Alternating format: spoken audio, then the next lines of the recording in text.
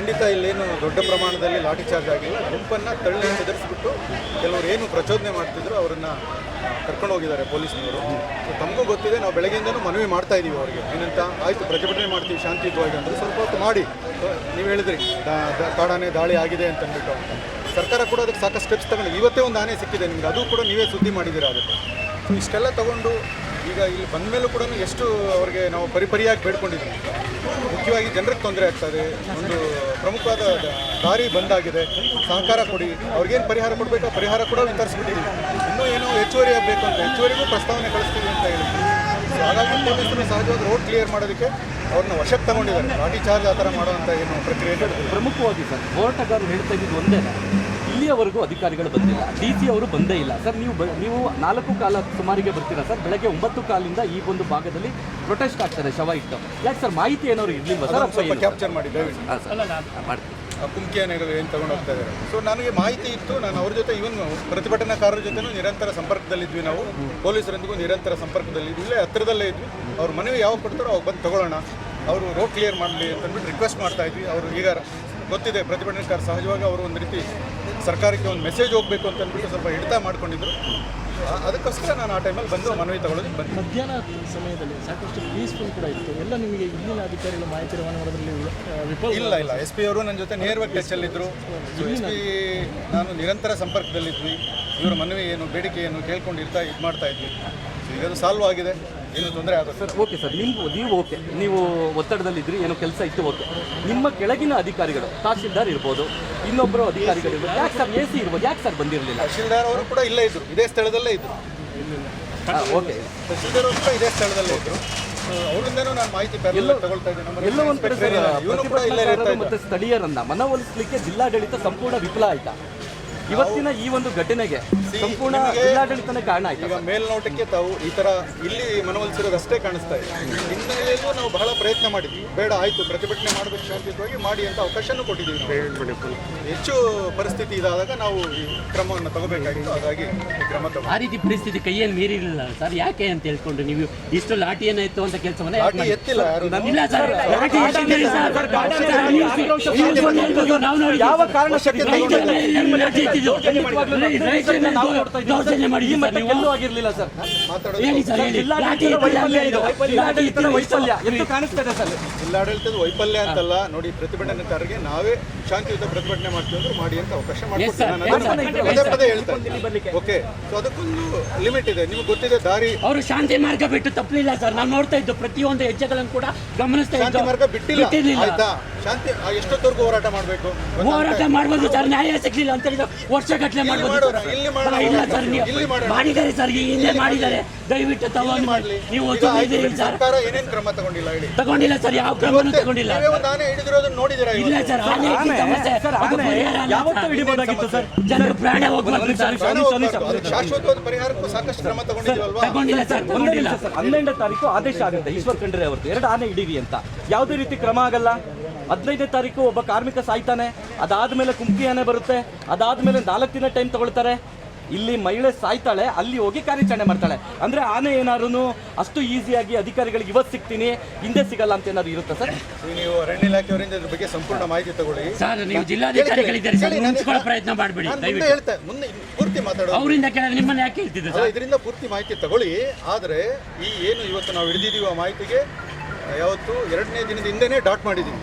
ಆ ಡಾಟ್ ಮಾಡಿದಾಗ ನಾವು ಆ ಭಾಗದ ರೈತರಿಗೆ ಇವ್ರಿಗೆ ಹೇಳಿದ್ದೀವಿ ಏನಂತ, ನೌಕರರನ್ನ ಕಾರ್ಮಿಕರನ್ನ ಎಚ್ಚರವಾಗಿ ನೋಡ್ಕೊಳ್ಳಿ, ಒಂದು ಆನೆ ಇಲ್ಲಿ ಓಡಾಡ್ತಾ ಇರೋದು ತಮ್ಗೆ ಗೊತ್ತಿದೆ, ಈಗಾಗಲೇ ಇದ್ರ ಒಂದು ಸಾವಾಗಿದೆ ಅಂತ ಅಂದ್ಬಿಟ್ಟು. ಸೊ ಅದು ಮೀರಿ ಅವರು ಕಾರ್ಮಿಕರು ಕೆಲಸಕ್ಕೆ ಹೋಗಿದ್ದಾರೆ. ಈ ಒಂದು ದುರದೃಷ್ಟ ಘಟನೆ ನಡೆದಿದೆ. ಅದಕ್ಕೆ ಸರ್ಕಾರ ಏನು ಸುಮ್ಮನೆ ಒಂದು ಕ್ಲಾರಿಟಿ ಕೊಟ್ಬಿಡಿ ಸರ್. ಲೈನ್ ಮನೆಯ ಮುಂದೆ ಸಾವನ್ನಪ್ಪಿರುವಂಥದ್ದು, ಲೈನ್ ಮನೆಯ ಮುಂದೆ ಸಾವನ್ನಪ್ಪಿದ್ದಾರೆ ಅಥವಾ ಕೆಲಸದಲ್ಲಿ ಮಾಡ್ತಿರುವಂಥ ಕಾಫಿ ತೋಟ ನಡುವೆ ಸತ್ತೋಗಿದ್ದಾರೆ ಸರ್? ಕಾಡಾನೆ ನೋಡಿ ಹೇಳ್ಬೇಕು ಅವರು ಅರಣ್ಯ ಇಲಾಖೆ ಸರ್. ಮತ್ತೊಂದು ಸರ್, ಅವ್ರು ಕೇಳಿದ್ದು ಕೊನೆ ಪಕ್ಷ ನೀವು ಬೇರೆ ಪರಿಹಾರಗಳನ್ನ ಬೇಡಿ, ಅದು ನಿಮಗೆ ಹೇಳ್ತೀವಿ. ಅದಕ್ಕೊಂದಷ್ಟು ಪ್ರೋಟೋಕಾಲ್ ಇದೆ, ಅದ್ರ ಪ್ರಕಾರನೇ ಹೋಗ್ಬೇಕು. ಕೊನೆ ಪಕ್ಷ ಕೇಳಿದ್ರು ಅರಣ್ಯ ಸಚಿವರ ಹತ್ರ ಒಂದು ಕಾಲ್ ಮಾಡಿಸಿ ಒಂದು ಭರವಸೆಯ ಮಾತನ್ನ ಆಡಿಸಿ ಅಂತ. ಯಾಕೆ ಸರ್ ಜಿಲ್ಲಾಡಳಿತ ಮಾಡಲಿಲ್ಲ? ಸಂಬಂಧಪಟ್ಟವ್ರು ಯಾಕೆ ಮಾಡಲಿಲ್ಲ? ಅರಣ್ಯ ಅಷ್ಟು ಕೈಲಾಗ್ದವ್ರು ಸರ್ ನೀವು? ಎಸ್ ಸರ್, ಪ್ರಶ್ನೆ ಮಾಡಲೇಬೇಕಾಗುತ್ತೆ. ಅಲ್ಲ ಸರ್, ಒಂದು ಕರೆ ಮಾಡಿ ಸ್ಪಂದನೆ ಮಾಡ್ಕೊಳಕ್ಕಾಗಲ್ಲ ಅಂತ ಹೇಳಿದ್ರೆ ಈಗ ನೀವು ಯಾರಿಗೆ ವರದಿ ಮಾಡಬೇಕು ಅದನ್ನ ಸಂಬಂಧಪಟ್ಟವ್ರಿಗೆ ವರದಿ ಮಾಡಿದ್ದೀವಿ. ಸರ್ ಬೇಕಾಗ್ತದೆ ನಾವು ಆ ಮಾಹಿತಿನೂ ಹೇಳ್ತಾ ಒಂದು ನಿಮಿಷ ಇದ್ದೀವಿ. ಸರ್, ಯಾಕಂದ್ರೆ ಆ ವರದಿಗಳು ಯಾವುದು ಜಾರಿಯಾಗಿಲ್ಲ. ಪ್ರಾಣಗಳು ಹೋಗೋದು ಕಮಿಷನರ್ ಜೊತೆ ಒಂದು ಕರೆಯನ್ನ ಮಾಡಿಸಿ ಒಂದು ಭರವಸೆ ಮಾತು ಕೇಳಿದ್ರು, ಅದನ್ನೇ ಮಾಡಿಸ್ಕೊಳಕ್ ಆಗಿಲ್ಲ ಸರ್ ನಿಮ್ಮ ಹತ್ರ. ನೋಡಿ, ಸಚಿವರ ಗಮನದಲ್ಲಿ ಇದೆ ಆಯ್ತಾ? ಸರ್ ಏನ್ ಸರ್ ಆದ್ರೆ ನೀವು ಅವ್ರನ್ನೇ ಕರೆಸಿ ಅಂತಂದ್ರೆ ಬೇರೆ ಬೇರೆ ಕಾರ್ಯಕ್ರಮಗಳಲ್ಲಿ ನಿರತರಾಗಿರೋ ಇಲ್ಲಿ ಸರ್ ಬೇಡ ಅಲ್ಲ ಸರ್, ಒಂದು ನಿಮಿಷ ಇವರಿಗೆ ಟೈಮ್ ಕೊಡುವಂತ ಸಮಯ ಇಲ್ವ ಸರ್? ಒನ್ ಟೈಮ್ ಆಯ್ತು, ನನ್ನ ಕೈಲಿ ಏನಾಗುತ್ತೋ ಆ ಕೆಲಸ ಮಾಡ್ಕೊಡ್ತೀನಿ. ನಿಮ್ಮ ಬಗ್ಗೆ ಕೂಡ ಪ್ರಶ್ನೆ ಮಾಡಿದ್ರಿ ಸರ್, ಬೆಳಿಗ್ಗೆಯಿಂದಲೂ ಕೂಡ ಘಟನೆ ಆಗಿದೆ, ನೀವು ಸ್ಥಳಕ್ಕೆ ಬಂದಿದ್ದು 4 ಗಂಟೆಗೆ ಬರ್ತೀರಿ ಸರ್, ಯಾಕೆ ಇಷ್ಟು ಪ್ರತಿಭಟನೆ ಮಾಡೋದಕ್ಕೆ ಅವಕಾಶ ಕೇಳಿದ್ರಪ್ಪ, ಮಾಡ್ಕೊಟ್ಟಿದೀವಿ. ಸ್ವಲ್ಪ ನೀವು ಹೊತ್ತು ಬಂದೊಂದು ಸಮಾಧಾನ ಹೇಳ್ಬೋದು ಸಮಾಧಾನ ಫೋನಲ್ಲಿ ಮಾಡ್ತಾನೆ ಇದ್ದೆ, ಕೇಳ್ತಾನೆ ಇದ್ದೆ ನನ್ನ ಜೊತೆ. ಸರ್. ಅಟ್ಲೀಸ್ಟ್ ಇಲ್ಲಿಗೆ ಬಂದು ಹೇಳೋದಕ್ಕೂ ಫೋನಲ್ಲಿ ಸಂಬಂಧ ಈಗ ಅದಕ್ಕೆ ಬಂದಿದ್ದೀನಲ್ವಾ, ನಾನು ಎಸ್ ಪಿ ಅವರು ಒಟ್ಟಿಗೆ ಬಂದಿದ್ದೀವಿ. ಮಾಡ್ಸಕ್ ಬಂದಂಗಾಯ್ತು ಸರ್. ನೀವು ನೀವು ಆ ನಿಮ್ಮ ಥರ ಮಾರ್ಗದರ್ಶನದಲ್ಲಿ ಮಾತಾಡ್ಬೇಡಿ. ಅವರ ಮಾರ್ಗದರ್ಶನದಲ್ಲಿ ಲಾಠಿ ಚಾರ್ಜ್ ಆಗಿಲ್ಲ, ಯಾಕೆ ಆ ಥರ ಆಗಿಲ್ಲ, ರೈತರ ಮೇಲೆ ಲಾಠಿ ಇವತ್ತಾಯ್ತು ಸರ್, ನಿಮ್ಮ ಮಾರ್ಗದರ್ಶನದಲ್ಲಿ ಆಯ್ತು. ಹೇಳ್ತಾರ ತಪ್ಪು ಸರಿಯಲ್ಲ. ಇಲ್ಲ ಸರ್, ಎಲ್ಲ ನೋಡಿದ್ದಾರೆ, ಇಡೀ ರಾಜ್ಯ ನೋಡಿದೆ. ಈ ರೀತಿಯಾಗಿ ಲಾಠಿಯನ್ನು ಯಾರು ಎತ್ತಿರ್ಲಿಲ್ಲ. ಇವತ್ತು ನೀವೇ ಸ್ಥಳದಲ್ಲಿ ನಿಂತ್ಕೊಂಡು ಲಾಠಿ ಎತ್ತುವಂತ ಕೆಲಸವನ್ನ ಮಾಡಿದ್ರಿ, ಇದು ಎಷ್ಟು ಮಟ್ಟಿಗೆ ಸರಿ ಅಂತ ಸರ್? ಇದು ಲಾಠಿ ಚಾರ್ಜ್ ಆಗಿಲ್ಲ. ರಸ್ತೆ ಕ್ಲಿಯರ್ ಮಾಡೋದಕ್ಕೆ ಪೊಲೀಸರು ಏನ್ ಕ್ರಮ ತಗೋಬೇಕಿತ್ತು ಅದು ತಗೊಂಡಿದ್ದಾರೆ. ದಯವಿಟ್ಟು ಇಡೀ ರಾಜ್ಯ ನೋಡಿದೆ, ಇಲ್ಲಿರೋರು ಎಲ್ಲರೂ ನೋಡಿದ್ದಾರೆ, ಪ್ರತಿಯೊಂದು ಕೂಡ ರೆಕಾರ್ಡ್ ಇದೆ. ಲಾಠಿ ಚಾರ್ಜ್ ಆಗಿಲ್ಲ ಅಂತ ಹೇಗೆ ಹೇಳ್ತೀರಿ ಸರ್? ನಾನು ಹೇಳ್ತಾ ಇದ್ದೀನಲ್ವಾ, ನಾನು ಇಲ್ಲಿದ್ದೀನಿ ಪ್ರತ್ಯಕ್ಷದರ್ಶಿ, ಲಾಠಿ ಚಾರ್ಜ್ ಆಗಿಲ್ಲ.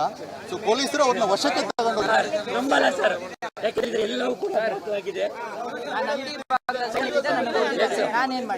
ಪ್ರತಿಯೊಬ್ಬರು ಸರ್ ಏನು ತಳ್ಳಾಟದಲ್ಲಿ ಏನಾದ್ರು ಆಗಿದೆ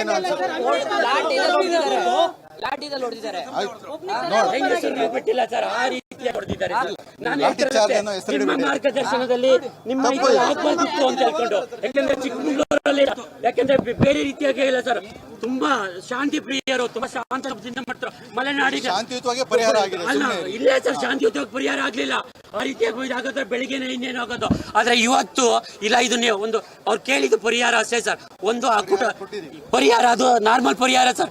ಜೀವಕ್ಕೆ ಬರೀ ನೀವು 20 ಲಕ್ಷ ಬೆಲೆ ಕಟ್ಟಿದ್ರೆ ಅದು ಆಗಲ್ಲ, ಒಂದು 50 ಲಕ್ಷದ ಪರಿಹಾರ ಬೇಕು. ಹಾಗಾಗಿ ಸರ್ ಈ ರೀತಿ ಲಾಠಿ ಚಾರ್ಜ್ ಯಾಕೆ ಆಯ್ತು ಸರ್? ಒಂದು ನಿಮಿಷ, ಲಾಠಿ ಚಾರ್ಜ್ ಆಗಿಲ್ಲ. ಆಯ್ತು ಸರ್, ಲಾಠಿ ಚಾರ್ಜ್ ಯಾಕೆ ಆಯ್ತು ಸರ್? ಆಯ್ತು ಸರ್, ಲಾಠಿ ಯಾಕೆ ಸರ್? ಸರ್ ಹೇಳಿ ಸರ್, ಯಾಕೆ ಈ ರೀತಿ? ಎಸ್, ಇದು ಚಿಕ್ಕಮಗಳೂರು ಜಿಲ್ಲಾಡಳಿತದ ಒಂದು ಉಡಾಫೆ ಉತ್ತರ ಅಂತ ಹೇಳಿದ್ರೆ ತಪ್ಪಾಗ್ಲಿಕ್ಕಿಲ್ಲ. ಇಷ್ಟೆಲ್ಲ ಇಡೀ ರಾಜ್ಯ ನೋಡಿದೆ,